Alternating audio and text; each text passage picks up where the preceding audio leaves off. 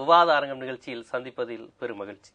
இன்றைய விவாத அரங்கம் நிகழ்ச்சியில் ஒபாமா மோடி சந்திப்பு குறித்து, அதாவது ஏற்கனவே இது குறித்து விவாதித்திருந்தாலும் ஒபாமா ஆற்றிய உரையில் அவர் சில விஷயங்களை கூறியிருக்கிறார். அதாவது இந்தியாவினுடைய மிகப்பெரிய வலிமையாக மத நல்லிணக்கம் இருக்கின்றது. மத நல்லிணக்கத்தை பேணுகின்ற வகையில் இந்தியாவினுடைய குடிமக்களும் அரசும் நடந்து கொள்ள வேண்டும். மத நல்லிணக்கம் தான் ஒரு மிகப்பெரிய வலிமை என்று அவர் கூறியிருக்கிறார். இந்தியா ஒரு மிகப்பெரிய ஜனநாயக நாடு, எழுதப்பட்ட அரசியலமைப்பு உடைய நாடு, உலகிற்கே ஜனநாயகத்திற்கு மிகப்பெரிய முன் உதாரணமாக இருக்கக்கூடிய நாடு இந்தியா. இந்த இந்தியாவிற்கு வந்திருக்கக்கூடிய ஒரு வர்த்தகம், அணுசக்தி ஒப்பந்தம் போன்ற பல்வேறு புரிந்துணர்வு ஒப்பந்தங்களை ஏற்படுத்திக் கொள்வதற்காக வந்திருக்கக்கூடிய அமெரிக்க அதிபர் மத நல்லிணக்கத்தை ஏன் இந்தியாவிற்கு போதிக்க வேண்டும்? அவர் இங்கு சொல்ல வேண்டிய அவசியம் என்ன? அப்படி என்ன நிர்பந்தம் ஏற்பட்டிருக்கிறது? ஒபாமா யாருக்கு சொல்லியிருக்கிறார்? எதற்காக சொல்லியிருக்கிறார்? அவர் சொல்ல வேண்டிய ஒரு காலகட்டமோ நிர்பந்தமோ தற்போது நமக்கு இருக்கிறதா? இந்தியாவில் பல்வேறு கலாச்சாரங்களுடைய, பல்வேறு மொழி பேசக்கூடிய பல்வேறு மதங்கள் வாழ்ந்து கொண்டிருக்கிறார்கள். இந்த சூழ்நிலையில் அமெரிக்க அதிபர் ஒபாமா நமது நாட்டிற்கு வந்து நமது நாட்டில் சிறப்பு விருந்தினராக இருந்து அங்கு பேசும்போது நீங்கள் பன்முகத்தன்மையை அங்கீகரிக்க வேண்டும், பன்முகத்தன்மை தான் உங்களுடைய பலம், மத நல்லிணக்கத்தோடு மக்களும் அரசும் இருக்க வேண்டும் என்று கூறியிருப்பது எதை காட்டுகிறது? இதை நாம் எவ்வாறு எடுத்துக்கொள்ள வேண்டும்? இதை அவர் யாருக்கு கூறியிருக்கிறார் என்பது குறித்துதான் விரிவாக இன்று நாம் விவாதிக்க இருக்கிறோம். இந்த விவாதத்தில் கலந்து கொண்டு பல்வேறு கருத்துக்களை எடுத்திருப்பதற்காக காங்கிரஸ் கட்சியினுடைய சட்டமன்ற உறுப்பினர் வழக்கறிஞர் விஜயதாரணி அவர்கள் நமது அரங்கிற்கு வந்திருக்கிறார்கள். அரசியல் திறனாய்வாளர் ராம சுப்பிரமணியன் அவர்கள் நமது அரங்கிற்கு வந்திருக்கிறார்கள். இந்திய கம்யூனிஸ்ட் கட்சியை சேர்ந்த டாக்டர் ரவீந்திரநாத் அவர்களும் அவர் தரப்பு கருத்துக்களை இந்த அரங்கில் எடுத்துரைக்க இருக்கிறார். பாரதிய ஜனதா கட்சியினுடைய முக்கிய பிரமுகர் வழக்கறிஞர் சுப்பிரமணியன் பாலாஜி அவர்களும் அவர் தரப்பு கருத்துக்களை எடுத்துரைக்க இருக்கிறார். இவர்களுடன் தான் இன்றைய விவாத அரங்கம் பயணிக்க இருக்கிறது. மேடம், நான் உங்களிடமிருந்தே ஆரம்பிக்கிறேன். இப்போ ஒபாமா அவர்கள் வர்றது காங்கிரஸ் பீரியட்லையும் அமெரிக்கா தொடர்பான பேக்ட் நிறைய உருவாயிருக்கு, இதெல்லாம் வேற விஷயம். அந்த ஒப்பந்தங்கள் குறித்து வழக்கம் போல இடதுசாரிகள் அது கடுமையாக விமர்சிச்சு ஒபாமா வந்திருக்கிறாங்க, சாவர்னிட்டி போயிடுச்சு மாதிரி பல்வேறு விவாதங்கள்லாம் நடந்து முடிஞ்சிருச்சு. இப்போ அவர் என்ன சொல்லியிருக்கிறாருன்னா, மோடி ரொம்ப ஃப்ரெண்ட்லியாக தான் இருந்தார், 2 நாளும் ரொம்ப நெருக்கமாக தான் இருந்தாங்க. முடிச்சுட்டு போகும்போது அவர் எதற்காக இந்த கவர்மெண்ட்டும் இந்த மக்களும் மத சார்பின்மை தத்துவத்தை விட்டுறாதீங்க, மத நல்லிணக்கம் ரொம்ப தேவைன்னு ஒரு அமெரிக்காக்காரர் வந்து இந்தியாவுக்கு சொல்ல வேண்டிய ஒரு காலகட்டம் இப்போ இருக்கா? அப்படி சொல்லியிருக்கிறது நீங்க எப்படி பாக்குறீங்க? யாருக்கு அவர் அப்படி சொல்லியிருக்கிறார்? அதாவது இன்றைக்கு 60 ஆண்டு காலம் காங்கிரஸ் ஆட்சி புரிந்த காலங்களாக இருக்கட்டும், கடந்த 10 ஆண்டு காலத்தை உதாரணத்துக்கு எடுத்துக்கோங்க. காங்கிரஸுடைய ஆட்சியில் பாத்தீங்கன்னா இது போன்ற மதவாத சர்ச்சைகள், மதவாத பேச்சுக்கள் எதுவுமே நம்மளே டிபேட் பண்ணதில்லை. இந்த மாதிரி அரங்கங்கள்ல கூட நம்ம டிபேட் பண்ணதில்லை. அந்த அளவுக்கு அரசாங்கம் கட்டுக்கோப்பாக அனைத்து மதங்களுக்கும் பொதுவாக எல்லா விஷயங்களும் வந்து பிரச்சனையின்றி போய்கொண்டிருந்தது. மதச்சார்பற்ற கொள்கை வந்து சரியாக பின்பற்றப்பட்டது. நம்முடைய இந்திய அரசியலமைப்பு சட்டத்தில் வழங்கப்பட்ட அனைத்து உரிமைகளும் பாதுகாக்கப்பட்டது. ஆனா இன்றைக்கு பாரதிய ஜனதா கட்சி ஆட்சி பொறுப்பேற்ற இந்த 7 மாசங்கள்ல பாத்தீங்கன்னா ஆயிரக்கணக்கான 10,000க்கும் மேற்பட்ட மத கலவரங்கள், சிறிய மற்றும் பெரிய மத கலவரங்கள் இந்தியா முழுவதும் அரங்கேறி கொண்டிருக்கிறது.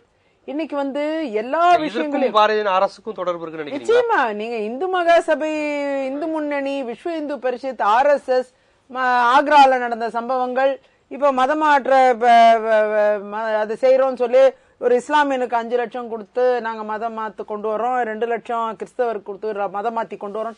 இந்து மதத்துக்கே ஒரு அசிங்கம் இப்படிலாம் பண்றது. சொல்ல போனா பணம் கொடுத்து ஒரு மதத்தை இது பண்ற கொண்டு வர சொல்லி பிஜேபி அந்த அமைப்பு சொல்றாங்க. இது கேட்க எங்களை லைபிள் ஆக்குறீங்கன்னு தானே கேக்குறாங்க. இல்லையே, அவங்களோட ஒரு அமைப்பு தானே இந்த RSS, VHP, பாரதிய ஜனதாவோட அங்கங்கள் தானே. இன்னைக்கு இந்து மகாசபை, இந்து முன்னணி எல்லாமே அவங்களுடைய அமைப்புகள் தான். இன்னைக்கு RSS முன்வைக்கக்கூடிய விஷயங்கள், இப்ப நீங்க அப்படி பார்க்க போனா இந்து மகாசபையோடைய அந்த நடவடிக்கைகள் வந்து நல்ல அந்த பிஜேபிக்காக உதவி செஞ்சு பெரிய அளவுல வந்து அந்த மத கலவரங்களுக்கு தூண்டுவதற்கு நல்ல முன்னிக்கிறதுனால அவங்க தலைவருக்கே பாரத ரத்னா கொடுத்தாங்க. மறைந்த மதன் மோகன் மாளவியாவுக்கு பாரத ரத்னா கொடுத்து அவங்களை ஊக்குவிக்கிறாங்க. நீங்க இன்னும் நல்லா பண்ணுங்க, நாங்க வந்து அதன் மூலமா அரசியல் ஆதாயத்தை நாங்க அடைஞ்சுக்கிறோம், இந்து ஓட்டு போலரைசேஷன் பண்ணிக்கிறோம் அப்படின்னு சொல்லிட்டு அவங்க இந்த அங்கத்தை வச்சு அவங்களோட அங்கங்களா இதெல்லாம் செயல்படுத்திக்கிட்டு இருக்காங்க. அவங்கெல்லாம் இது தேர் ஆர்ம்ஸ், இதெல்லாம் அவங்களுடைய கைகள் தான். அந்த அளவில் பாத்தீங்கன்னா இன்னைக்கு இந்த மத சார்பற்ற கொள்கையை வந்து முழுமையாக செக்குலரிசம்ங்கிறதே இந்தியாவிலிருந்து அழிக்கப்பட வேண்டும், ஒழிக்கப்பட வேண்டும். அதை இல்லாம போனாதான் இந்த கட்சி வாக்குகளை பெறும். இது வந்து ஓட்டு வங்கி அரசியலுக்கான ஒரு திட்டமிட்ட சதிதான் பாரதிய ஜனதா செய்து கொண்டிருக்கிறது. அந்த மாய வலையில மக்கள் தெரியாம விழுந்துறாங்க. அப்படி இருந்தும் கூட 30% மக்கள் வாக்களிச்சிருக்காங்க. அவங்களுக்கு 70% மக்கள் அவருக்கு எதிராக வாக்களித்திருக்கிறார்கள். இந்த நாட்டுல வந்து இன்னுமே மதச்சார்பற்ற கொள்கை இன்னும் காப்பாற்றப்படுகிறதுன்னு நாம் இதை உணரணும். ஆகையால இதை வந்து இன்னும் தீவிரப்படுத்தினா 30ங்கிறது 40% வாக்குகளை பெறலாம், இல்ல 50%. ஆனா இந்துக்கள் வந்து இன்னைக்கு எவ்வளவு இருக்காங்க இந்த நாட்டுல? கிட்டத்தட்ட 75% இருக்காங்கன்ட்டு எல்லாம் இவங்க எல்லாம் கிளைம் பண்றாங்க. அதே இந்துக்கள் 45% வாக்குகள் இவங்களுக்கு போடல, இந்துக்களே போடல. அப்ப மதச்சார்பற்ற கொள்கை இன்னுமே அந்த நம்முடைய பெரும்பான்மை இந்து மதத்திற்கும் மக்கள் வந்து மதச்சார்பின்மை கொள்கையை தான் அவங்களும் கடைபிடிக்கிறாங்க. காரணம் என்னன்னா, இந்த நாட்டில் பயங்கரவாதம், தீவிரவாதம் இதெல்லாம் தலை தோங்க கூடாது. இப்ப இந்த பேர்ல இந்த கோபத்துல ஹேட் ஸ்பீச், நிறைய கோபமான பேச்சுக்கள், மோசமான விமர்சனங்கள், அந்த மத ரீதியான அந்த தாக்குதல்கள். சாத்வன் நிரஞ்சன் ஜோதி அந்த அமைச்சர், ஒரு பதவியில் இருக்கிற அமைச்சர், அவங்க அரசாங்கத்தோட சம்பளத்தை வாங்குறாங்க. ஏதோ உமாசங்கர் ஐஏஎஸ்க்கு இன்னைக்கு நோட்டீஸ் அமைச்சிருக்கிறாங்க. அப்படி பார்க்க போனா சாத்வி நிரஞ்சன் ஜோதி வந்து அந்த காவி உடை போட்டு இப்ப அந்த உடை மூலமாவே வந்து தான் ஒரு ஹிந்து சாது அப்படின்ட்டு அந்த ஹிந்து மதத்தை பிரச்சாரம் பண்ற மாதிரி தான் அந்த பாவனையே இருக்கு, பேச்சுக்களும் அப்படித்தான் இருக்கு. ஆனா அவங்க வாங்கிட்டு இருக்கிற சம்பளம் இந்திய அரசாங்கத்துல ஒரு அமைச்சராக எல்லா மக்களுடைய பொதுவான ஆளா இல்லாம அவங்க வந்து ஒரு மதத்தை அவங்களுக்கு எல்லாம் நோட்டீஸ் அனுப்ப மாட்டேங்கிறாங்க. இப்ப இவருக்கு நோட்டீஸ் அனுப்பிச்சிட்டாங்க ஏதோ பிரச்சாரம் பண்றாருன்ட்டு. அப்படி பார்க்க அந்த சாக்ஷி மகாராஜன் ஒரு எம்பி, அவரு ஃபுல்லாவே அந்த நம்ம மதத்தையுடைய அந்த இதெல்லாம் முன்னிறுத்தி பிரச்சாரம் தான் பண்ணிட்டு இருக்காங்க. இப்ப பார்லிமெண்ட்லயே அவங்க பிரச்சாரம் தான் பண்றாங்க. அவங்க வந்து இத மதச்சார்புடைய பிரச்சாரங்கள் தான் பண்ணிக்கிட்டு இருக்காங்க. அப்படி பார்க்க போனால் இந்த நாட்டில் வளர்ச்சி பாதை என்று சொல்லி எல்லாம் ஓட்டு வாங்குறதுக்கு எல்லா விஷயங்களையும் முன்னிறுத்திட்டு இன்னைக்கு மதவாத அரசியலில் முழுமையாக பாரதிய ஜனதா கட்சி ஈடுபட்டு இருக்கிறது. பாராளுமன்றத்திலேயே இன்னைக்கு வழி இல்லாம அந்த பார்லிமெண்ட்ல வேண்டுமென்றே பார்லிமெண்ட் நடக்கும் போதே வந்து ஆக்ரால ஒரு மதமாற்ற இது பண்ண அந்த சம்பவங்கள்லாம் இஸ்லாமிய ஏழை மக்களை வச்சு அசிங்கப்படுத்தி கஷ்டப்படுத்தி அப்படிலாம் பண்ண விஷயங்கள் பார்லிமெண்ட் நடக்கிற நேரத்துல பார்லிமெண்டோட டைமை வேஸ்ட் பண்ற மாதிரி அதெல்லாம் எதிரொலிக்கிற மாதிரி வேண்டுமென்றே அரங்கேற்றினாங்க. அது எதுக்கு அரங்கேற்றினாங்க? இன்சூரன்ஸ் பில்லு, இன்னும் பல்வேறு லட்சக்கணக்கான கோடிக்கணக்கான நிதிகள் உள்ளடக்கிய பல்வேறு சட்டங்களை வந்து மக்கள் விரோத சட்டங்களாக உருவாக்கும் பொழுது அது விவாதத்துக்கு உட்படுத்தாம அவசர சட்டமா பின்வாசல் வழியாக கொண்டு வந்து அதற்குண்டான நிதிகளை நேரடியா கமிஷன் எல்லாம் பெறுவதற்கு ஊழல்களுக்கான மறைமுக திட்டங்கள் தான் இந்த பாரதிய ஜனதா கட்சி இன்னைக்கு மதவாதத்தை முன்னிறுத்தி ஒரே கல்ல ரெண்டு மாங்கா. ஒன்னு வந்து ஓட் போலரைசேஷன், இன்னொன்னு பின்வாசல் வழியாக அவசர சட்டங்களை கொண்டு வந்து இந்த பெரிய நிதிகள் உள்ளடக்கியதுல அவங்க வந்து அவங்களுடைய கை இருக்கு. இப்ப ஒரு ஜன்தன் திட்டங்கிறாங்க, அதுல 70,000 கோடி எதுக்காக ஒரு பிரைவேட் ப்ரொவைடருக்கு, இன்சூரன்ஸ் ப்ரொவைடருக்கு கொடுக்கணும். அதுக்குண்டான இன்சூரன்ஸே வரல. இன்னும் வரதுக்கு முன்னாடி 70,000 கோடி பிரைவேட் இன்சூரன்ஸ் கம்பெனிக்கு அரசாங்கம் டிரான்ஸ்பர் பண்ணுது. ஒரு ஆண்டுல இறந்து போறவங்களோட விகிதமே பாத்தீங்கன்னா 20,000 பேர் தாண்டது இல்ல. அதுல கூட சஸ்பீஷியஸ் டெத் வந்துருது இந்த ஆக்சிடென்ட் டெத்ல. அதுல 1 லட்சம் மக்களுக்கு ஒருத்தருக்கு கொடுத்தா கூட 70,000 கோடி பரப்புரை பண்ணிட்டு இருக்காங்க.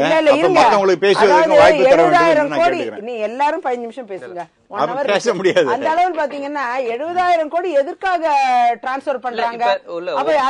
அதாவது இதெல்லாம் ஊழல் தானே. அப்போ இந்த மதவாதத்தை எதுக்கு பயன்படுத்துறாங்க? ஒண்ணு ஊழலுக்கு, இன்னொன்னு ஓட்டு வங்கி அரசியல். அததான் ஒபாமா வந்து நல்லா புரிஞ்சுக்கிட்டாரு. புரிஞ்சுட்டு வந்தவர் வந்து ஆக்சுவலா எந்த நாட்டு அதிபருமே இங்க வந்து நமக்கு இப்படி ஒரு உபதேசமும் பண்ணது கிடையாது, ஒரு எச்சரிக்கையும் விடுத்தது இல்ல.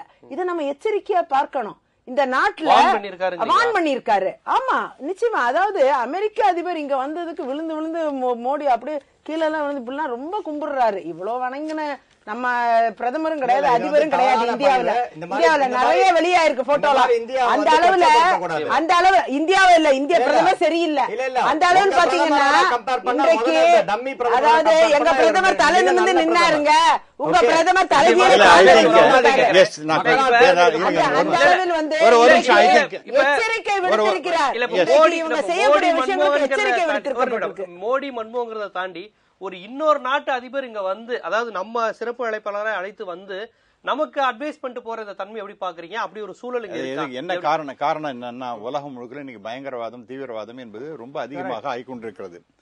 அப்படி இருக்கும் பொழுது அதுவும் குறிப்பாக இதுல யார் இந்த பிரச்சனையில மாட்டிக்கொள்கின்றார்கள் என்றால் இளைஞர்கள் மாட்டிக்கொள்கிறார்கள். அதுவும் குறிப்பாக ஐடி செக்டார்ல இருக்கிறவர்கள்.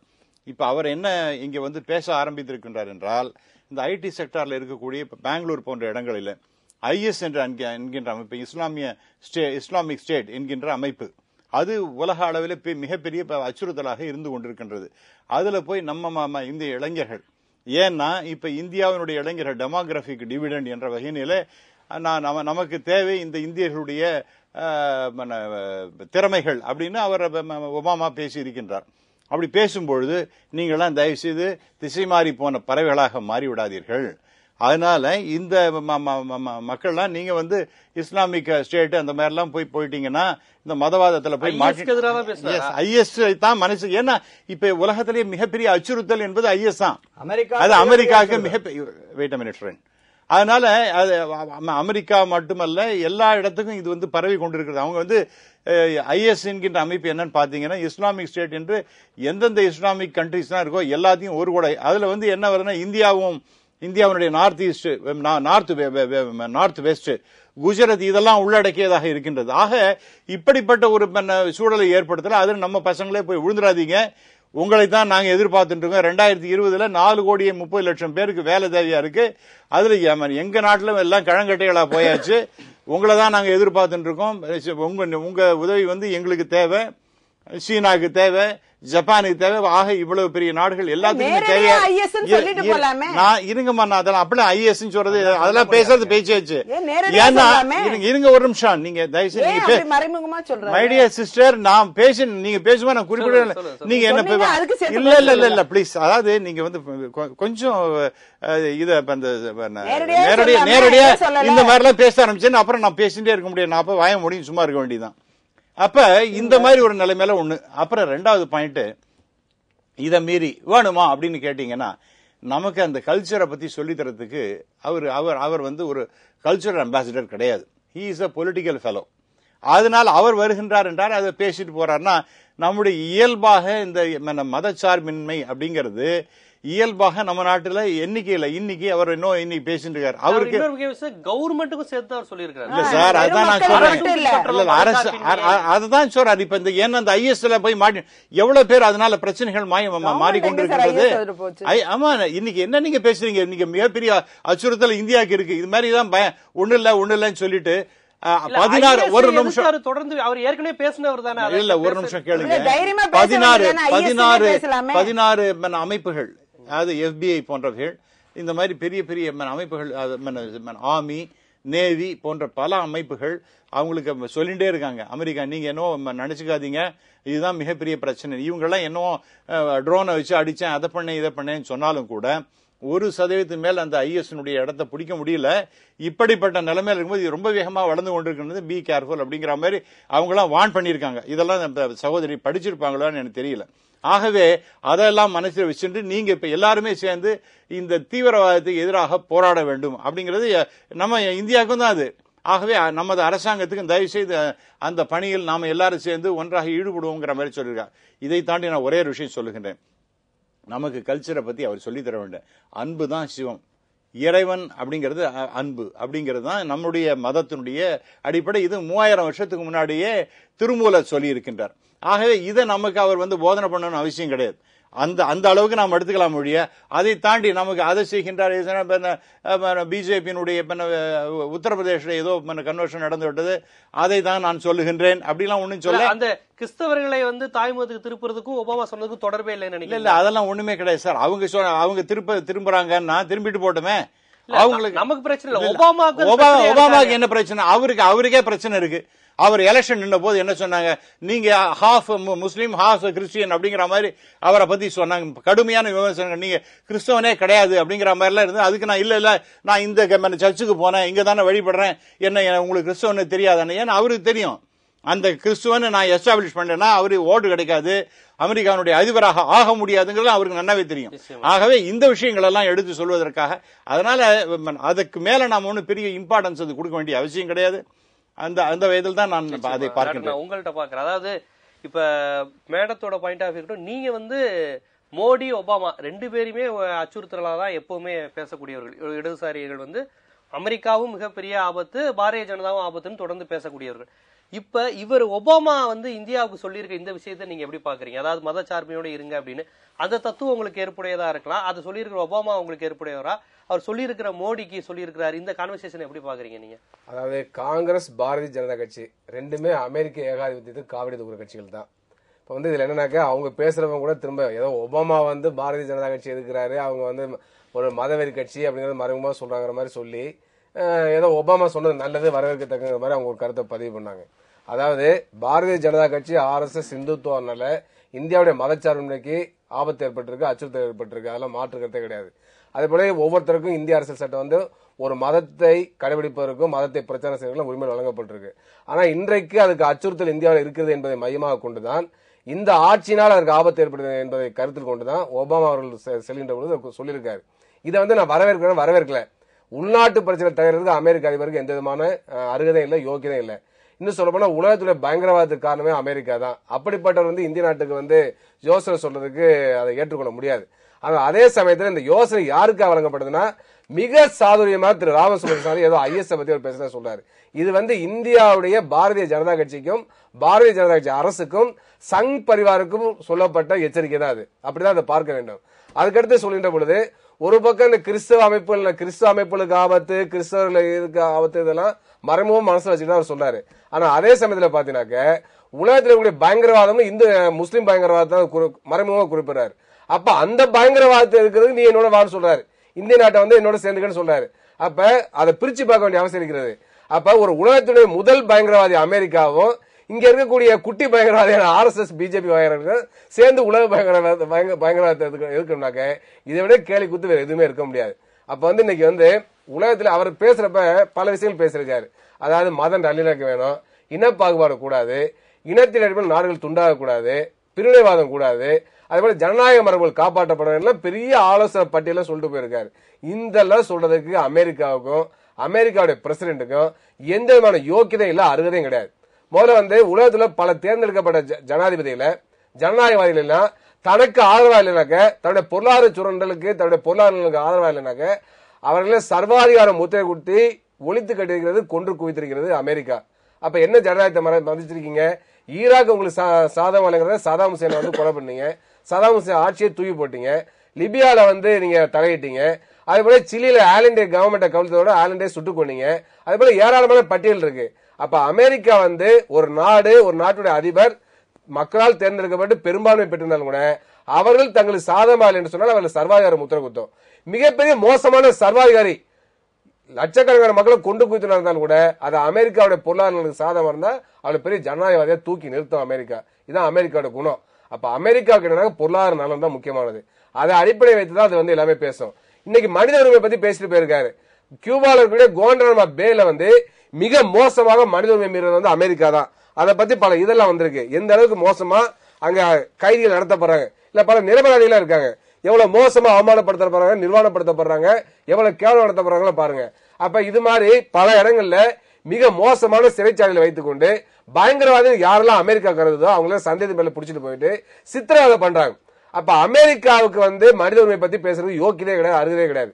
அப்ப உலகத்துல முதல் பயங்கரவாதி, பயங்கரவாதத்தின் ஊற்றுக்கண், மனித உரிமையை மீறுகின்ற முதல் நாடு அமெரிக்கா. அப்ப அப்படிப்பட்ட ஒரு நாடு இதெல்லாம் பேசக்கூடாது.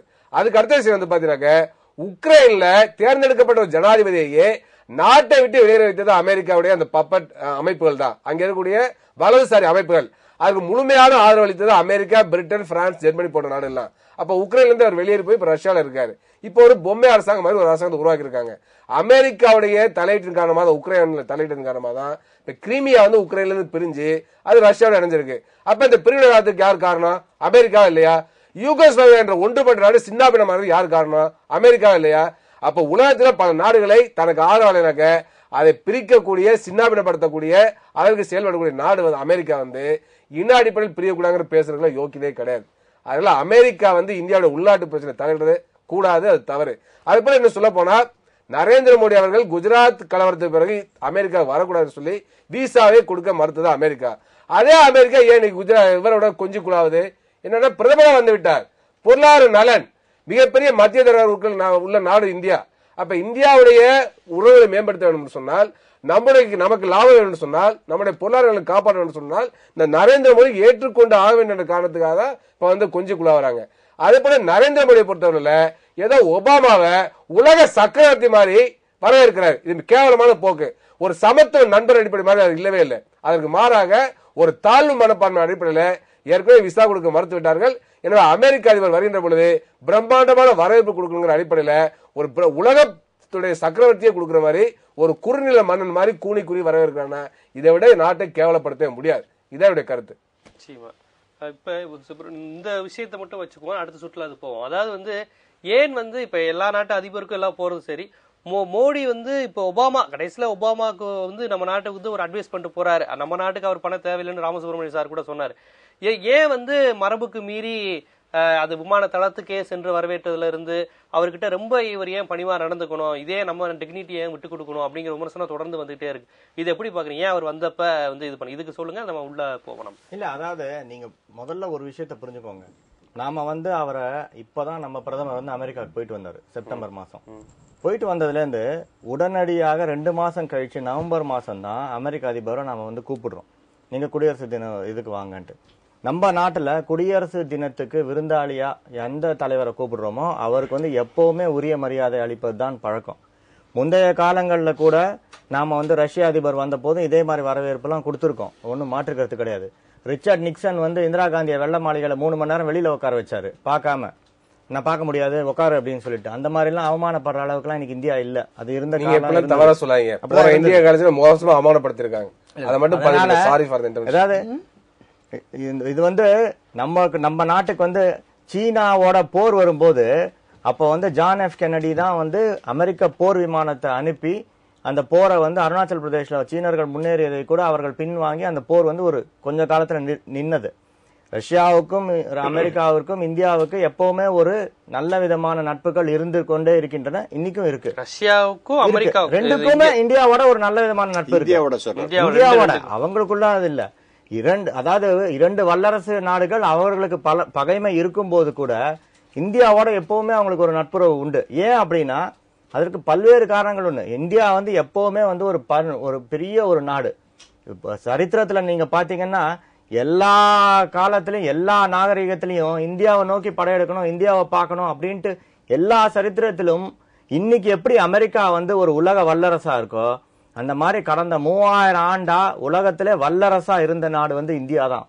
நீங்க அது வந்து அலெக்சாண்டரா இருந்தாலும் சரி, கொலம்பஸா இருந்தாலும் சரி, இந்தியாங்கிற அமைப்பு பேர்லாம் இல்லையே. இந்தியா தான் இருந்தது. பேர் முதல்ல இருந்ததுன்னா அதுக்கு பாரதம்னு பேரு. பாரதம்ங்கிறதுக்கு முன்னாடி அஜனாபம்னு இந்த நாட்டுக்கு பேரு. ஸ்ரீமத் பாகவதர் ரொம்ப தெளிவா இருக்கு. அதாவது ஒரு அஜனாபம்னா அஜம்னா ஆடு. நீங்க அதை எப்படி அது இருக்குன்னு சொன்னா ஒரு ஆட்டு தலை போல நம்முடைய நாடு அப்படி குறுகி இருக்காது. அதனால அஜனாபம். அப்புறம் நீங்க பேசுங்க. அதாவது சிந்து நதிக்கு, அதாவது உலகிலே சூரியன் உதைக்கும் நாடு இந்தியா அப்படின்னு சொல்லிட்டு எல்லா நாகரிகத்திலும் ஏற்றுக்கொள்ளப்பட்ட நாடு இந்தியா தான். இது வந்து 5வது செஞ்சுரி பிசிலேயே கிரேக்கத்துல இண்டி அப்படின்னு சொல்லிட்டு இந்தியாவை தான் குறிப்பிட்டிருக்காங்க. ஆனா இந்தியாங்கிற நாடு எப்பவுமே உண்டு, தனிப்பட்ட நாடாலாம் கிடையாது. பாரதம் அப்படின்ட்டு ஹிமாச்சலம் டு சேது இதே நிலப்பரப்பு, இதே நிலம், இமாலயத்துல இருந்து சேது வரைக்கும் இதுதான் இந்தியா. பாரதம்ங்கிறது வந்து அந்த மாதிரி எங்கேயுமே கிடையாது.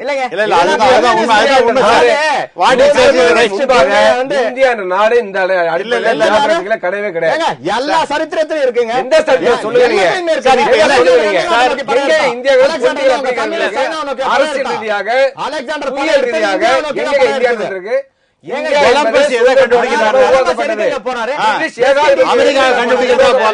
ஈஸ்ட் இந்தியா கம்பெனி எப்பங்க ஆரம்பிச்சாங்க? ஏங்க அவங்க ஈஸ்ட் இந்தியா கம்பெனி எங்க பேர் வச்சாங்க? East Maratha company, east Bengal company, east Mysore company நான் பேர் வச்சான். ஈஸ்ட் இந்தியா கம்பெனி காரணமா ஏற்பட்டதுங்க.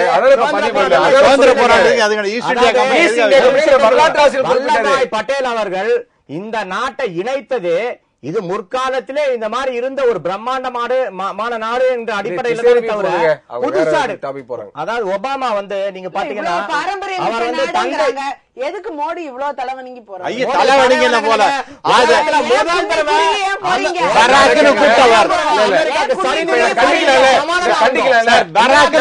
ஒரே ஆள் போறப்ப பராக்னு முதல் பேர் சொல்லி கொடுத்தவர். இன்னைக்கு பேஸ்புக்லயும் முகநூல்கள்லயும் பேஸ்புக்ல வாட்ஸ்அப்ல எல்லாத்துலயும் பாத்தீங்கன்னா இவரு குன்னி குறுகி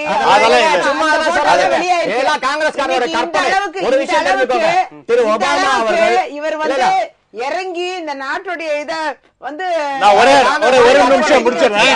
அதாவது அவங்க கூனி குறிட்டாங்கன்றாங்களே. இப்ப இவர் அருண் ஷோரே ஒரு புத்தகம் எழுதிருக்காரு. அருண் ஷோரே ஒரு புத்தகம் எழுதிருக்காரு. ஒரே நிமிஷம். இல்ல அதாவது அருண் ஷோரே ஒரு புத்தகம் எழுதிருக்காரு சார். அந்த புத்தகத்துல எடுத்த உடனே போட்டோ, அந்த போட்டோவை போட்டிருக்காங்க. அருண் ஷோரே அவருடைய புத்தகத்தை இப்ப சமீபத்தில் இங்க இந்த தமிழ்நாட்டுல தான் வெளியிட்டாங்க. அதுல நம்முடைய முன்னாள் பாரத பிரதமர் அட்டப்படத்தை பாத்தீங்கன்னா இப்படி கூனின்னு நின்று இருக்கார்.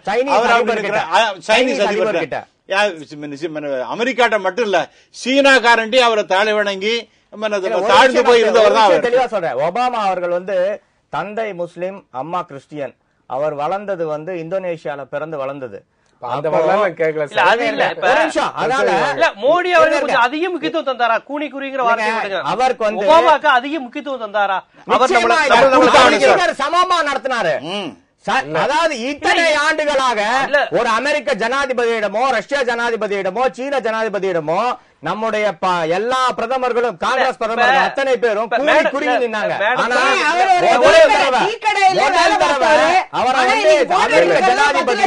சரிநிகர் சமானமா முதல் தடவை. இல்ல ஒரு அமெரிக்க அதிபர் முன்னாடி ஏன் நம்ம இந்திய பிரதமர் இத்தனை உடை மாற்றணும்? அது நமக்கு எனக்கு கூட தான் ஒரு நாள் இன்னைக்கு வடை மாத்திருக்கேன். அதனால என்ன தப்பு? அவருக்கு 3 வடை மாத்திருக்காங்க.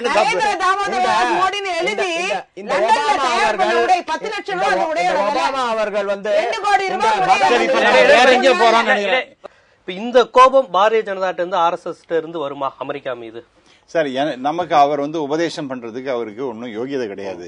நான் அதை ஆரம்பத்திலே முதல் சுற்றுலயே நான் சொன்னேன். மோடி சொல்லுவாரா? இல்ல நான் சொல்ல கேளுங்க. நான் மோடியை பத்தி நான் வந்து I am not a spokesperson for Modi. Please understand. நான் மோடிக்காக பேச முடியாது. நான் வந்து நான் ஒரு சாதாரண மனிதன். நான் சாதாரணமான மனிதன், ஒரு ஆர்டினரி பர்சன். நான் வந்து மோடிக்காக நான் பேச முடியாது. ஒரு விஷயம் நிச்சயம் அதை பத்தி ஏதாவது ஒரு தேவையா இருந்தாலும் அதை பத்தி பேசப்படும்.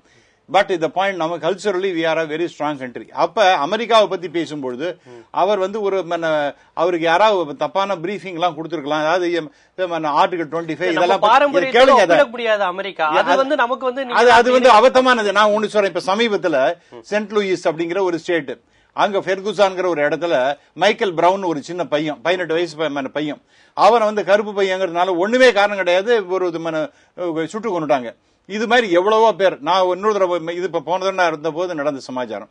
இதற்கு முன்பாக ஒரு ஸ்கூல் வாத்தியார், அவர் ரிட்டையர் ஆனவர், ஒரு 66-67 வயசு தெருவில் போற கருப்பு ஆளுங்கிறதுனால கொண்டுட்டாங்க.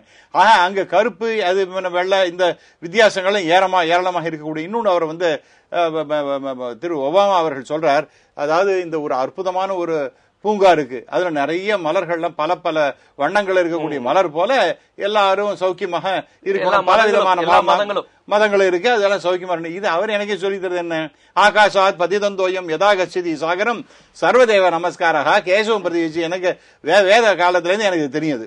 அதாவது வானத்திலிருந்து மழை பொழிகிறது, அது வந்து அந்த மழையின் காரணமாக பல்வேறு ஆறுகள் ஓடுன்னு ஒண்ணு பேர் கங்கை, காவேரி, கோதாவரி, சரஸ்வதி அப்படின்னு என்னென்னவெல்லாம் போயிட்டு இருந்தா கூட கடைசியில போய் சேருகின்ற இடம் கடல்ங்கிறது தான். அது போல பல்வேறு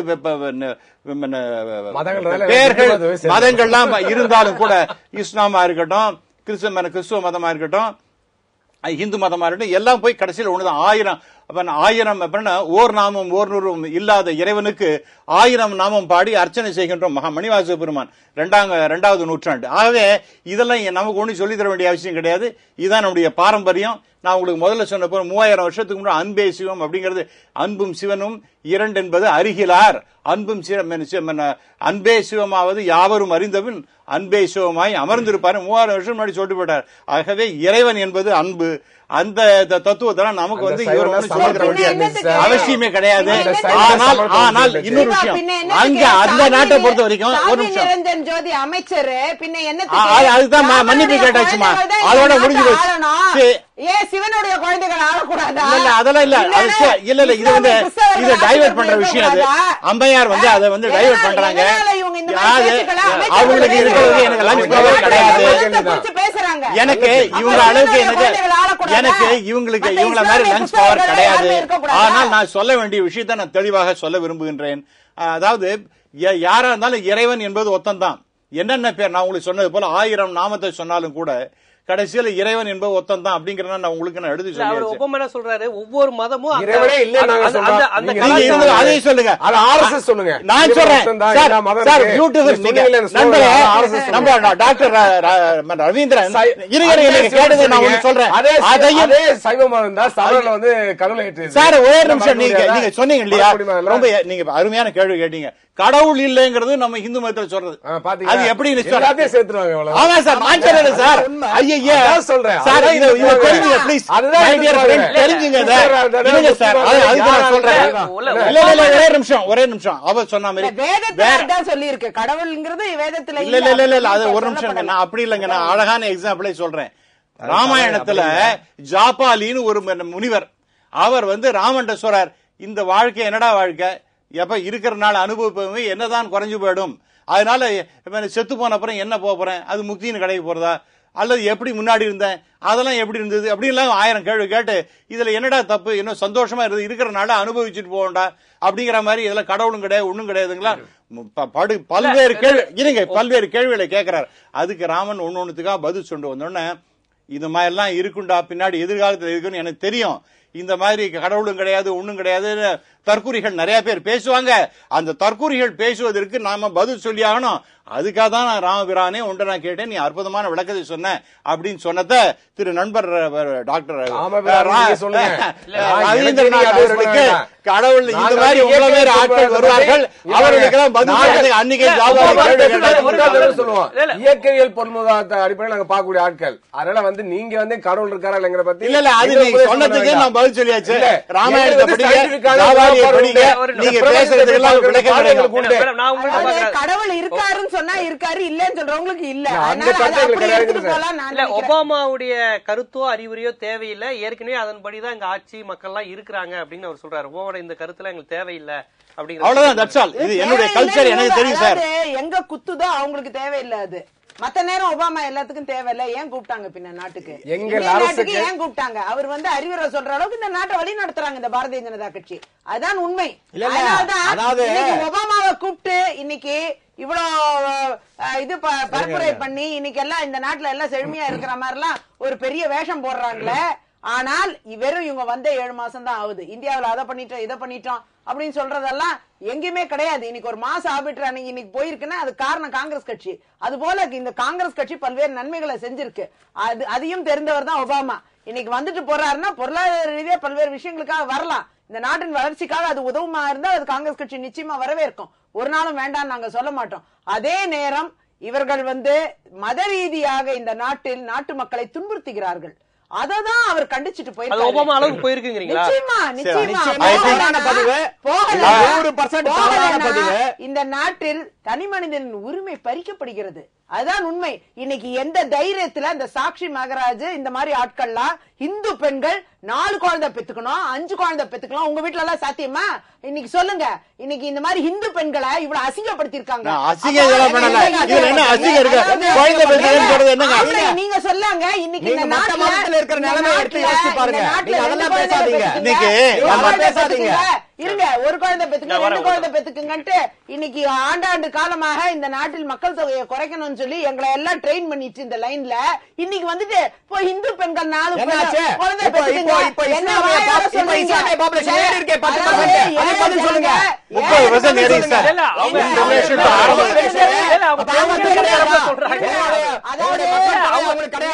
பெண்களுங்கிற முறையில 1950 என்ன பாப்புலேஷன் இருந்தது, இப்ப எவ்வளவு இருக்கு? பெண்களுடைய பிரச்சனைய நிச்சயமா பெண்கள் என்ற முறையில் பார்க்கப்பட வேண்டும். அவர்களுக்கு உடல் ரீதியாக இன்னைக்கு எந்த அளவுக்கு மேல் நிரிஷ்மெண்ட்டுக்கு நாம அணுகிறோம், அவங்களுக்கு குழந்தைகளுக்கு என்னெல்லாம் செய்கிறோம், இததான் நாம ஃபண்ட் ஒதுக்கி இன்னைக்கு இருக்கக்கூடிய மக்கள் தொகை வீங்கி வெடிச்சுக்கிட்டு இருக்கு. இன்னைக்கு 80% இந்துக்கள் வாழ்ந்துகிட்டு இருக்காங்க. 78% குறைஞ்சு போச்சு. 87ல இருந்து 78 கழுதைஞ்சு. ஆனால் இஸ்லாமியர்கள் எண்ணிக்கை அதிகமா எடுத்து அதையும் நீங்க புரிஞ்சுக்கணும். 120 கோடியில 80% மக்கள் இந்துக்கள் ஏற்கனவே இருக்கும்.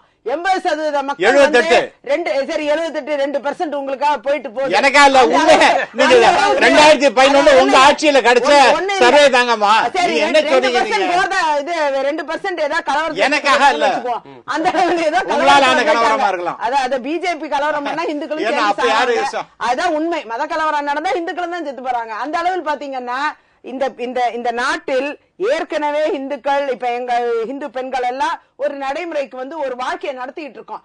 4 பிள்ளைய பெத்தா இவன் அரசாங்கமா பணம் தரப்போறான் எங்க பிள்ளைங்க படிக்கிறதுக்கு, இல்லன்னா சோறு போடுவானா, என்ன செய்வான் இவன்? எங்களை பிச்சைக்காரனாக்கி இன்னும் மேலும் பிச்சைக்காரனாக்கி தெருவுல விட்டுருவான். அதாவது இன்னைக்கு 2 குழந்தைய வச்சே நம்மளால டைவர்ட் பண்ணிட்டு இருக்கோம் சார். ஐ திங்க் ஒபாமா பத்தி பேசினா குழந்தை பத்தி பேசுறாங்க. ஒபாமா இதெல்லாம் பேசினாரு.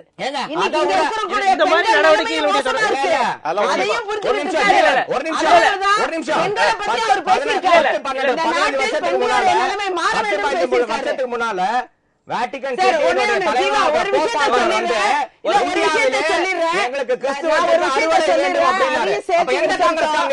ஏசியாவே நமக்கு அடுத்த மில்லினியம் சேர்த்து இவங்க பதில் சொல்லட்டும். இன்னைக்கு பெண்களை பத்தி ஒபாமா பேசியிருக்காரு. இந்த நீங்க மத ரீதியான கருத்து இதெல்லாம் இருக்கட்டும். இந்தியாவில பெண்களுடைய நிலைமை பெரிய அளவுல இம்ப்ரூவ் ஆகல. ஆனா பெண்கள் நிறைய பேர் இருக்காங்க. அவங்களுக்கு வாய்ப்பு தரப்பட வேண்டும். அவர்களுக்கு இந்த நாட்டில் வாய்ப்பு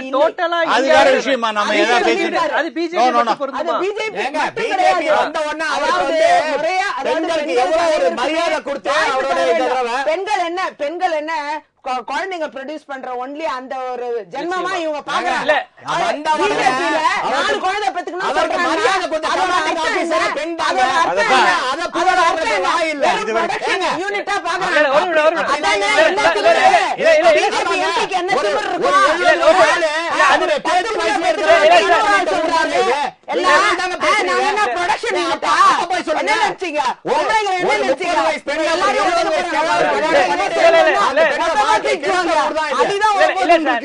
ஒபாமாக்கு இப்ப இந்த நாட்டுல மைனாரிட்டி பீப்புளுக்கான அகைன்ஸ்டான வேலை செய்யறாங்க, தாய் மதத்துக்கு திரும்புதல் போன்ற விஷயங்கள்லாம் செய்யும் போது நீங்க சொல்ற மாதிரி வாட்டிகன் மூலமாவோ போப் மூலமாவோ அவர் எப்படி ஒரு இந்து இல்ல, கிறிஸ்டினோ முஸ்லிமோ ஏதோ ஒண்ணு, அவருக்கு இப்படி ஒரு சஜஷன் நீங்க போகும்போது இப்படி ஒரு விஷயத்தை பதிவு செய்யுங்க மோடிட்ட அப்படிங்கிற மாதிரியான ஒரு விஷயமா வந்து தவறான விஷயம். அது ஏன்னு நான் சொல்றேன். அதாவது இல்ல இப்ப இங்க தாய் மத திரும்புதலுக்கு அதாவது இது காங்கிரஸ்காரர்கள் அதாவது ஒரு அமெரிக்க அதிபர் உலகத்தினுடைய பாதுகாப்பு இன்டர்நேஷனல் செக்யூரிட்டி கன்சர்ன்ஸ் பார்க்கும்போது இன்னைக்கு உலகத்துக்கே பெரிய அச்சுறுத்தலா இருக்கிறது இஸ்லாமிக் ஃபண்டமெண்டலிசம். அந்த ISIS இயக்கம் தான். எப்பவுமே வெளிப்படையா சொல்லுமே, அமெரிக்கா சொல்லல. 1000 தடவை சொல்லிருக்காங்க சார். அமெரிக்கா 1000 தடவை அதிபர் இது இஸ்லாமிய பயங்கரவாதம் பெருகி கொண்டிருக்கிறது இது வரைக்கும் சொல்லல. அங்க எவ்வளவு நான் பல முறை கேட்டிருக்கேன். ஐசில் என்று சொல்லுவார், ஐசிஸ் என்பது அதாவது ஐசில் என்று சொல்வார்கள், ஐசிஸ் என்று சொல்வார்கள். அமெரிக்க அதிபர் பல முறை அதை பேசியிருக்கார். அதை திருப்பி இங்க சொல்ல வேண்டாம். அதை தான் அவர் இன்டைரக்டா பேசியிருக்காரு. இன்டைரக்டா தான் பேசியிருக்காரு. நீங்க உங்களுக்கு புரியுது, அதுக்கு நான் தவறா புரிஞ்சுக்காதீங்க. யாருமா நான் காரணம் இல்ல. 1000 வருஷம் நாங்க ஐரோப்பாவை புடிச்சிட்டோம், அடுத்த 1000 வருஷம் நாங்க அமெரிக்காவையும் ஆப்பிரிக்காவையும் புடிச்சிட்டோம், அடுத்த 1000 வருஷத்துல நாம ஏசியாவை பிடிக்கணும், அதற்கு எங்களுக்கு ரிச் ஹார்வெஸ்ட் கொடுங்கன்னு காங்கிரஸ் ஆட்சியில இந்தியாவை மதம் மாத்தணும் அப்படின்னு பேசினாரு. என்ன காங்கிரஸ்காரங்க அதை எதிர்த்தாங்க? கடந்த 10 ஆண்டா கணக்கிலே இல்லாத NGO எல்லாத்துக்கும் 1,10,000 கோடி ரூபாய் வந்திருக்கு. 1,10,000 கோடி ரூபாய் வெளிநாட்டுல இருந்து வந்திருக்கு. எதுக்கு? மதம் மாத்துறதுக்கு, கிறிஸ்துவ மதம் மாத்துறதுக்கு. நீங்க மதமாற்றத்திற்கு சொல்லி மெட்ராஸ்ல பட்டாபிராம்னு ஒரு ஊர் இருக்கு, ஆவடிக்கு முன்னால. அந்த பட்டாபிராம்ல 160 சர்ச் வந்திருக்கு. ஒரு நிமிஷம், காங்கிரஸ் கவர்மெண்ட்டுக்கும் என்ன சம்பந்தம்? அதாவது காங்கிரஸ் மைனாரிட்டியை ஊக்குவிச்சு அவங்களுக்கு கிறிஸ்டியன்ஸுக்கும் முஸ்லிம்ஸுக்கும் ஊக்குவிச்சத ஏகே ஆண்டனி அவர்கள் நாம் தேர்தல்ல தோத்தத்துக்கே நம்ம மைனாரிட்டிஸ்களை ஊக்குவிச்சு ஓபனா பேசியிருக்காரு. ஆனா காங்கிரஸ்ல பெரும்பாலும் இந்துக்கள் தானே இருக்கிறாங்க இல்லையே சார். இந்த கேரளால சீஃப் மினிஸ்டர் முன்னாடி இருந்தவர் சிபிஎம் அவர் என்ன சொல்லியிருக்காருன்னா, இந்த கேரளாவானது இப்படியே போய் கொண்டிருந்தால் வெகு சீக்கிரமாக இது வந்து ஒரு இஸ்லாமிக் ஸ்டேட்டாக மாற போகின்றது. இது வந்து ஆமா சார், அவர் சிபிஎம் சொல்லியிருக்கார். மல்லபுரம் மாவட்டத்துல என்ன நடக்குது அப்படிங்கிறது வந்து அங்க கம்யூனிஸ்ட்காரங்களுக்கு நல்லாவே தெரியும். அதனால காங்கிரஸ்காரர்கள் சிறுபான்மையினுடைய வயலன்ஸ் இவ்வளவு நாள் அதெல்லாம் விடுங்க. அதாவது ஒரு விஷயம் சார், இன்னொரு விஷயம் நான் சொல்றேன் உங்களுக்கு, ஒரு எக்ஸாம்பிள் நான் உங்களுக்கு சொல்றேன். கிறிஸ்தவர் அப்படின்னு இருக்கும்போது அடிப்படையா பாத்தீங்கன்னா இந்த கிறிஸ்தவர் எல்லாம் அவங்களுக்கு எல்லாம் பேசுறது யோகியதே கிடையாது. ஏன்னா இங்க அமெரிக்கால இருக்கிறவனா இருக்கட்டும், அவன் எல்லாம் இங்கிலீஷ்காரன் தான் அங்க போய் சேர்ந்தவன். அவங்க எல்லாம் தான் சேர்ந்து பல நாடுகள்ல இந்த கன்வர்ஷன் எல்லாம் பண்ணினவங்க. ஒரு கிளாசிக் எக்ஸாம்பிள் சொல்றேன். ஆப்பிரிக்கால, சவுத் ஆப்பிரிக்கால ஒரே இதை நான் முடிச்சுட்டு நான் சொல்லி ஒரே எக்ஸாம்பிள், ரொம்ப நேரம் ஆகாது. டெஸ்மண்ட் டூட்டு அப்படிங்கிற ஒரு நோபல் பிரைஸ் இப்போ இருக்கார் அவர் உயிரோட. அவர் சவுத் ஆப்பிரிக்கால இருக்கும்போது அவர் இருக்கார். அவர்கிட்ட அவர் வந்து சொன்ன விஷயம் என்னன்னா, இது இங்கிலீஷ்ல பேசுற நான் அதெல்லாம் சொல்லல. அவரை முதல்ல நாங்கள்லாம் இந்த ஆப்பிரிக்காக்கு அந்த நாடு எங்களோட இருந்தது. அங்கேருந்து மிஷினரிஸ்ங்கிறவங்களாம் வந்தானுங்க, கிறிஸ்டியன் மிஷினரிஸ் வந்துட்டு அவங்க வந்தார்கள். வந்து ரொம்ப மரியாதையாக சொல்லுகிறார். அவர்களெல்லாம் வந்து சேர்ந்தார்கள், கப்பலில் வந்தார்கள், நடந்து வந்தார்கள், எதையோ வந்தாங்க. அவங்க வந்த பிறகு அவர் கையில பைபிள் இருந்தது, எங்க நாட்டுல நாடு இருந்தது. ஆனால் எங்களை கண்ணை மூடுங்க, இது ஜபம் பண்ணுங்கன்னு சொன்னாங்க. அப்புறம் கண்ணை மூடி திறக்கும் போகுது, என் கையில பைபிள் இருக்கு, எங்க நாடு அவங்க கையில போயிடுது அப்படின்னு சொல்லிட்டு இதை டெஸ்ட்மெண்ட். நான் எதுக்காக சொல்றேன்னா, தாஜ் ஹோட்டல்ல சவுத் ஆப்பிரிக்கால கேப் டவுன்ல இருந்தேன். அதுக்கு எதிர்த்தாப்புல அந்த பிரீச் பண்றாரு. அவருடைய எழுதப்பட்டிருக்கிறது. ஆமா, அதனால அவன் அந்த மாதிரி ஆட்கள் பேசுறதுக்கு அவர்கள் சொன்னது, ஒபாமா அவர்கள் பேசியது வந்து அரசாங்க ரீதியாக எந்த கூட்டத்தில் ஏன் சொல்றேன்னா, அவர் கென்யாவை சேர்ந்தவர். ஏற்பாடு செய்யப்பட்டிருந்த கூட்டத்துல பொதுமக்களாகிய ஒரு பொதுமக்களுக்காக குழந்தை பையங்க, ஸ்கூல் பாய்ஸ், கவர்மெண்ட் ஏன் சொன்னார்னா, இவங்க வந்து இந்தியாவை வந்து ஒரு பன்முகம் கொண்ட நாடு, இந்த நாட்டை துண்டாடுறதுக்கு இங்க பல சக்திகள் இருக்கு. யாரு நான் சொன்னேன் சார், இந்த தீவிரவாதம்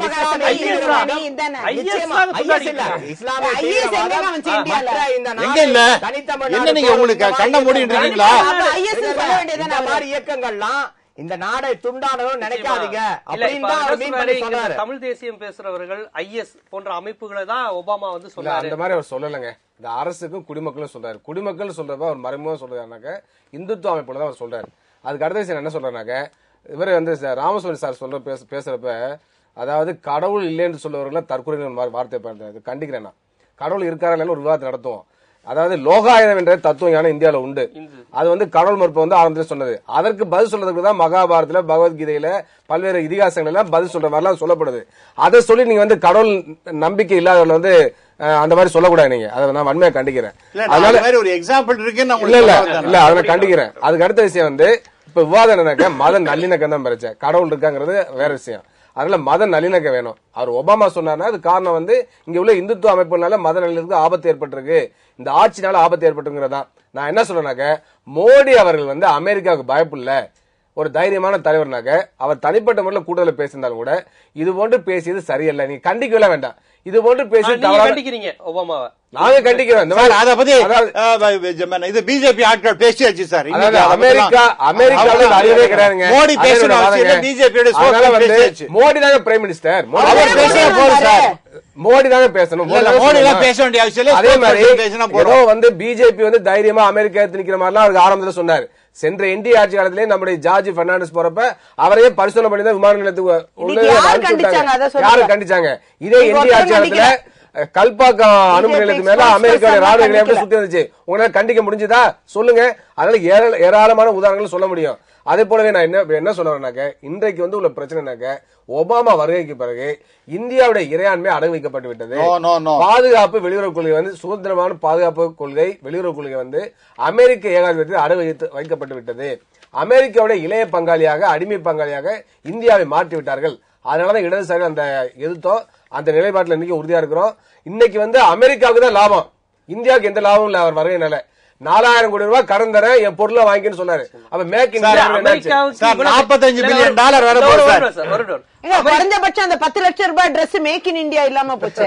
இல்ல அமெரிக்கா மோடியோட Dress அது கூட லண்டன்ல ஆஸ்திரேலியால ஒரு விஷயம் அதுல கூட மேக் இன் இந்தியா கிடையாது. நீங்க சொன்னது அமெரிக்காவிற்கு சார்பா இவ்வளவு தூரம் செஞ்சு மோடிக்கு அவர் அட்வைஸ் பண்ணிட்டு தான் போயிருக்காரு. அட்வைஸ் பண்ணிட்டு தான் போயிருக்காரு. இழந்தது அது பெற்றது ஒண்ணுமே இல்ல. அதனால வந்து என்னோட நிறைவு ஒத்துக்குச்சு, மோடி அவர்கள் ஒத்துக்கல, அமெரிக்கா நிலைப்பாட்டை ஒத்துக்கல. நிறைவு கருத்தாக நான் சொல்றது, அமெரிக்க விஜயம், அமெரிக்காவை அதிபருடைய விஜயம், it is a win-win situation for both the countries. நமக்கும் சரி அவர்களுக்கும் சரி, அதெல்லாம் சந்தேகமே கிடையாது. ஏன்னா இப்ப ஸ்பேஸ் டெக்னாலஜி, அணுவை பத்தி பேசுறது விடுங்க, ஸ்பேஸ் டெக்னாலஜி வரப்போறது, ஸ்மார்ட் சிட்டிஸ் வரப்போறது, அப்புறம் மிகப்பெரிய அளவுக்கு FDIல இப்ப $45 பில்லியன் இந்த அடுத்த 5 வருஷத்துல வரப்போகின்றது. இதெல்லாம் பெரிய பெரிய விஷயங்கள்லாம் நடந்து கொண்டிருக்கின்றன. அதெல்லாம் மோடி ரொம்ப சாதுரியமாக செய்திருக்கின்றார். இவைகளெல்லாம் நல்ல பெரிய நல்ல விஷயங்களாக நடந்து கொண்டிருக்கின்றது. இந்த விஷயத்தை பொறுத்த வரைக்கும் அவர் ஏதோ பேசினார், அவருக்கு இந்தியாவினுடைய பல விஷயங்கள் தெரியாது. எதுக்கு நான் சொல்ல வரேன்னா, இப்ப பகைவனுக்கு அருள்வாயே நன்னெஞ்சே பகைவனுக்கு அருள்வாயேன்னு பாரதியார் பாடினார். அது போல எப்பேற்பட்ட ஒரே சின்ன எக்ஸாம்பிள் உண்டு. சரி, பெரிய புராணத்துல ஒரு மெய்ப்பொருள் கண்ட நாயனார் ஒருத்தர் வர்றார். அவர் ஜெயிக்கவே முடியல யாரும். அப்ப அவர் எப்படி ஜெயிக்கணும்னு பார்த்தாங்கன்னா, ஒரு விபூதி அணிஞ்ச ஒரு சிவனடியார் மாதிரி போனா அவர் ஜெயிச்சுடலாங்கிற மாதிரி இருங்க நான் சொல்றேன். யார சொல்றேன்னா, யார் அமெரிக்கா பிரசிடென்ட் சொல்றீங்களா? ஆமா, நான் உங்கள்ட்ட யார் சொல்றேன், அமெரிக்க ஜனாதிபதியை பத்தி பேசுறேன். உங்களை பத்தி நான் பேசவே இல்லையா? மோடிக்கு இது ஒபாமாக்கு நம்ம சரித்திரத்தை பத்தி அவருக்கு தெரியாதுன்னு நான் சொல்றேன். நான் இப்ப உங்களை பத்தி பேசவே இல்லையா? அதனால அந்த அவரை எப்படி ஜெயிக்கணும், முத்தநாதனும் பட்டப்பட்டே விபூதி போட்டு அங்க போய் நிக்கணும். அப்ப அவருக்கு பின்னாடி அவன் வந்து இவரை மெய்ப்பொருள் கண்ட நாயனார அந்த அரசனை குத்திடுறாரு. அவர் செத்து போற நிலைமை கூட இவர் ஒன்னும் தெரியல, நீங்க போய் அவர் ஜாகிரதையா தப்பு பண்ணிட்டார், கொண்டு போய் விட்டுருங்கன்னு சொல்லுகின்றார். ஆகவே இந்த நாடு வந்து எப்பேற்பட்டவராக இருந்தாலும் கூட நம்ம வந்து எல்லாரையும் அரவணைச்சு போகக்கூடிய நாடு. முஸ்லிம்களை அரவணைச்சு போலாம், எல்லாம் அரவணைச்சா சார் போயிட்டு இருக்கோம். ஏன் நீங்க ஜூஸ் எல்லாம் யார் அரவணைப்பு கொடுத்தது, யார் பண்ணாங்களோ சார்? இந்த நாட்டை பத்தி டாக்டர் கலாம் என்ன சொல்லுகின்றார், இந்த நாட்டை பத்தி உயர்வாக பேசுறது ஒரு முஸ்லீம் தான். யாரு? டாக்டர் அப்துல் கலாம். இதை வந்து மிக உயர்ந்த நாடா தான் பேசிக்கொண்டார். யார் ஜனாதிபதி ஆக்கினது? யாரு? பிஜேபி. அதோட இல்லாம பல்வேறு தரப்பட்ட மனிதர்களை நீங்க பாத்தீங்கன்னா, இவரெல்லாம் எல்லாருமே 99.99% ஆஃப் தி முஸ்லிம்ஸ் வந்து அவங்க நமது நாட்டின் மீது மிக பெரிய மதிப்பும் நம்பிக்கையும் வைத்திருக்கின்றார்கள். யாரோ ஒரு 4 பேர் அவங்களுக்கு இந்த நாடுங்கிறது சந்தேகமே கிடையாது. நான் உங்களுக்கு சொன்னது போல பல்வேறு தரப்பட்ட அழகான பூங்கால இருக்கக்கூடிய மலர்களை போல ஆகாஷாத் பதிதந்தோயம், ஒரு முறை நான் மறுபடியும் சொல்றேன், யதா கச்சதி சாகரம் சர்வதேவ நமஸ்காரா கேசவம் பிரதிகட்சிங்கிறது நம்முடைய பண்பாடு. வானத்தில் இருந்து மழை பொழிகிறது, அந்த மழையின் காரணமாக அதுதான் அர்த்தம். உங்களுக்கு புரியுதுன்னா நான் மறுபடியும் சொல்றேன். நான் முன்னாடி அது அழகாவே பண்ண சொல்றேன். இல்ல சார், மோடி வந்து சொன்ன அறிவுரை வந்து ஐஎஸ் அமைப்புல குறிப்பிட்டாரு. நீங்க படிங்க, அதெல்லாம் அதுக்காக தான் தமிழாகமும் நான் சொன்னேன். நல்ல விஷயங்கள்லாம் இருக்கு, தெரிஞ்சுங்க நான் சொல்றேன். அதான் திணிப்பு இல்ல, உங்களுக்கு இதெல்லாம் தெரிஞ்ச கூடாதான். நல்ல விஷயத்த தெரிஞ்சதுக்கு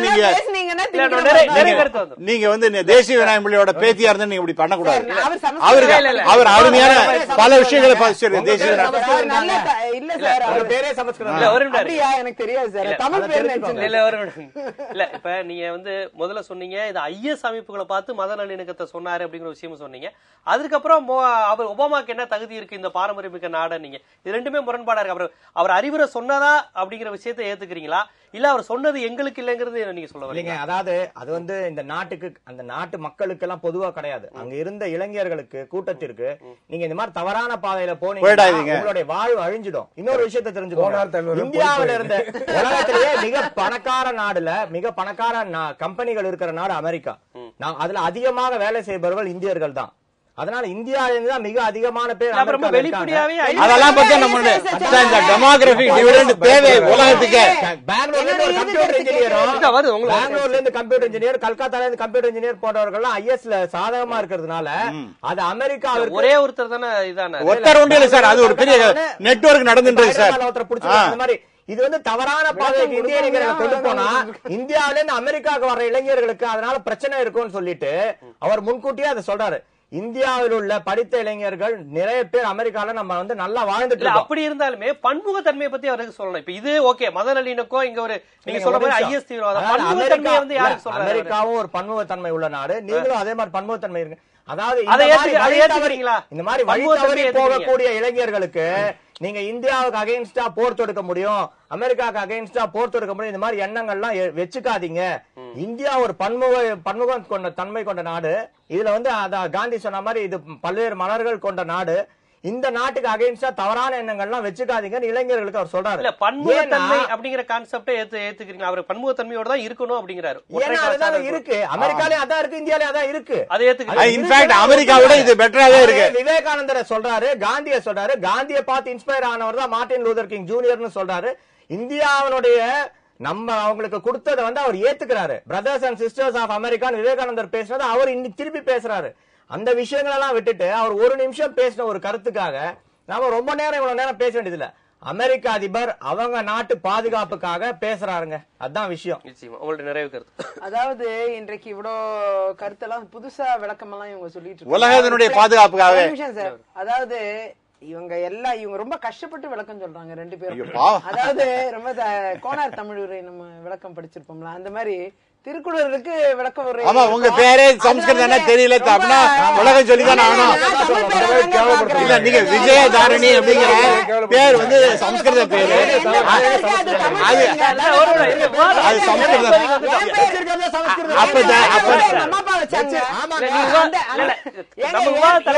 தமிழ் பேரா நான் நினைக்கிறேங்க, அவ்வளவுதான். நான் என்ன நினைக்கிறேன், பரவாயில்ல சார், சமஸ்கிருதம் படிக்கலாம் எனக்கு தெரியாது சார். நீங்க படிச்சவங்க சமஸ்கிருதம், அதனால நீங்க வேற மாதிரி புரிஞ்சுட்டு, நான் தமிழ் படிச்சேன், ஆனா நான் தமிழா புரிஞ்சுட்டு இருக்கேன், அவ்வளவுதான்.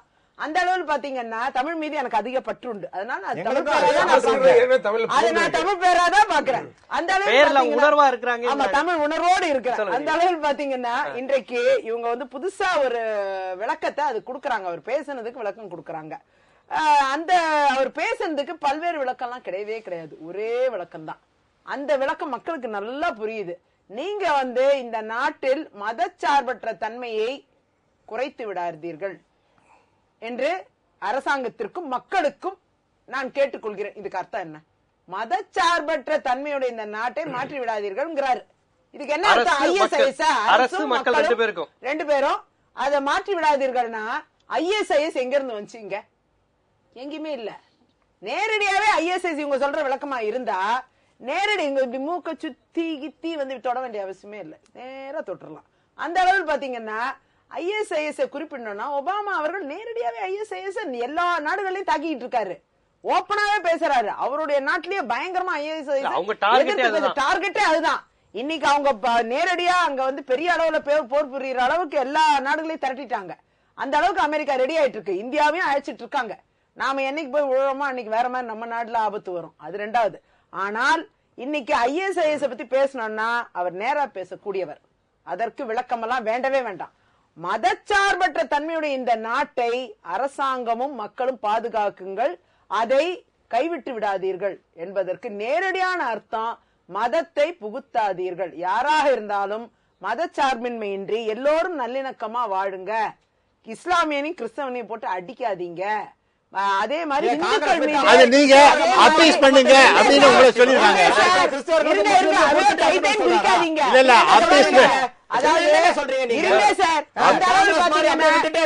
எல்லாம் பேசுவாங்க, இவங்க எல்லாம் ராமர் குழந்தைகள்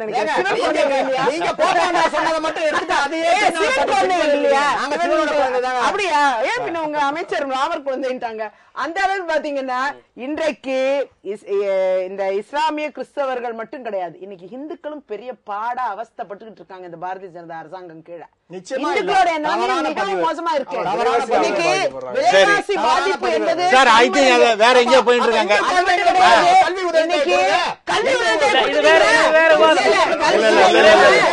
நினைவு கருத்து, அதாவது இன்னைக்கு இவங்க குறுக்கிட்டே இருக்காங்க சார். அவங்க எல்லாம் பேசுமா நான் பொறுமையா கேட்டேன்ல ஜீவா.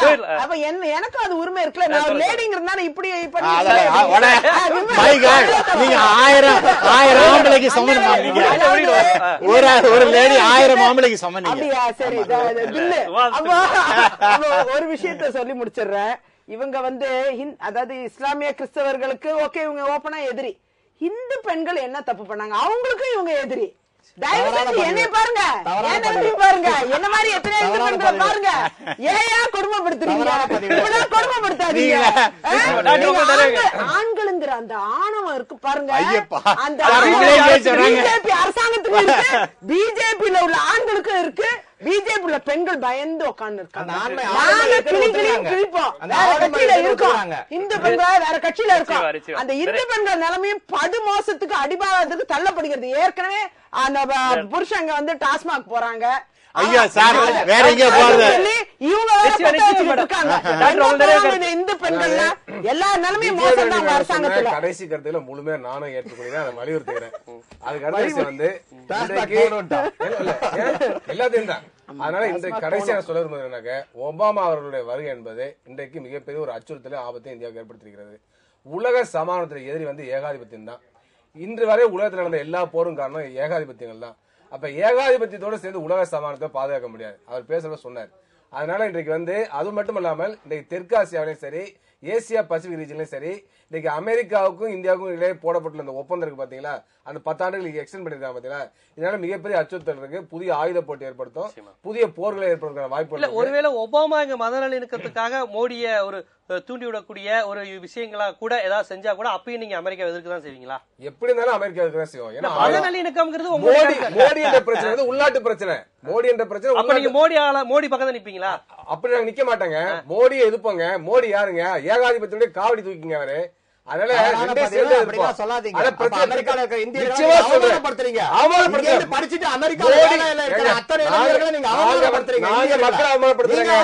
மோடி என்ற அரசு, மோடி அரசு அமெரிக்கா காவடி தூக்குது.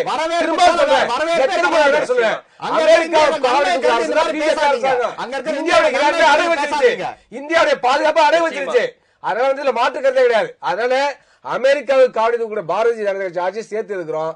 அதே சமயத்துல அமெரிக்கா உள்நாட்டு உள்நாட்டு விஷய தலைவரை ஏற்றுக்கொள்ள முடியாது. அறிவுரையை நீங்க ஏத்துக்கல, சொல்ல தகுதி இல்லைன்னு சொல்றீங்க. தகுதி இல்ல, அதை ஏற்றுக்கொள்ள முடியாது. அதே சமயத்தில் பிஜேபியோட மதவாத கருத்துல நாங்க எதுக்குறோம். அதை மக்களை திரட்டி போராடுவோம், ஆட்சி மாற்றத்தை உருவாக்குவோம். அது வேற பிரச்சனை. ஆமா, ஒரே நாள் உட்காந்து எல்லாத்தையும்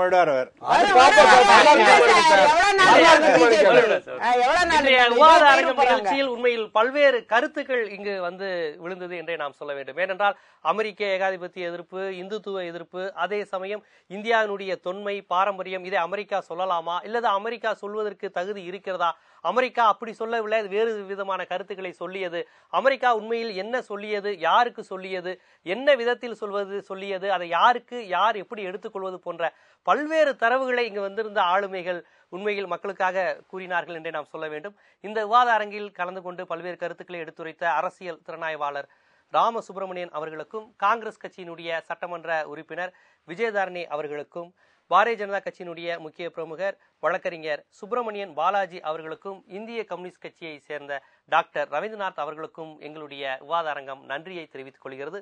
மீண்டும் ஒரு விவாத அரங்கம் நிகழ்ச்சியில் சந்திக்கும் வரை உங்களிடமிருந்து விடைபெறுவது ஜீவசகாப்.